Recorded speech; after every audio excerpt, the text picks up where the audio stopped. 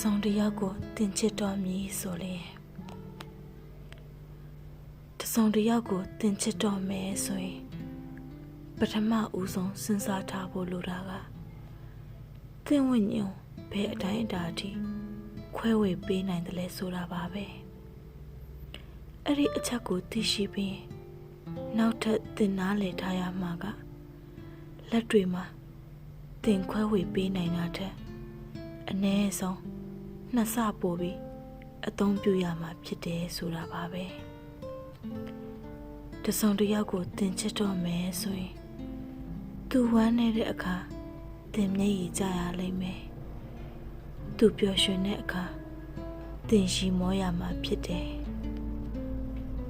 တစုံတစ်ယောက်ကိုသင်ချစ်တော့မယ်ဆိုရင်သူ့ကိုမချစ်မိအောင်ကြိုးစားမယ်လို့ဆုံးဖြတ်ကြည့်ပါယနေ့ခေတ်မှာမချစ်မိအောင်ကြိုးစားရင်တန်ရောစင်ဖြစ်သွားကြသူတွေဟာကမ္ဘာလူဦးရေရဲ့ထက်ဝက်ကျော်လာပြီဖြစ်ပါတယ်အချစ်ဆိုတာကတော့နှစ်ယောက်တစ်ကမ္ဘာပါပဲအဲ့ဒီကမ္ဘာရဲ့လူဦးရေထက်ဝက်ကျော်ဟာအချစ်ကိုသိရှိနားလည်ကြတယ်တဆောင်တစ်ယောက်ကိုသင်ချစ်တော်မယ်ဆိုရင်သင်ဟာတသက်တာမှာအထူးခြားဆုံးဘာသာရပ်ကိုသင်ကြားရတော့မယ်လို့နားလည်လိုက်ပါတဆောင်တစ်ယောက်ကိုသင်ချစ်တော်မယ်ဆိုရင်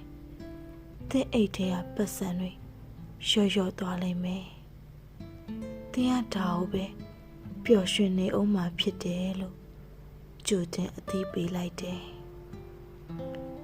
တဆောင်တစ်ယောက်ကိုသင်ချစ်တော်မယ်ဆိုရင်နေမင်းကြီးထွက်ပေါ်လာပုံ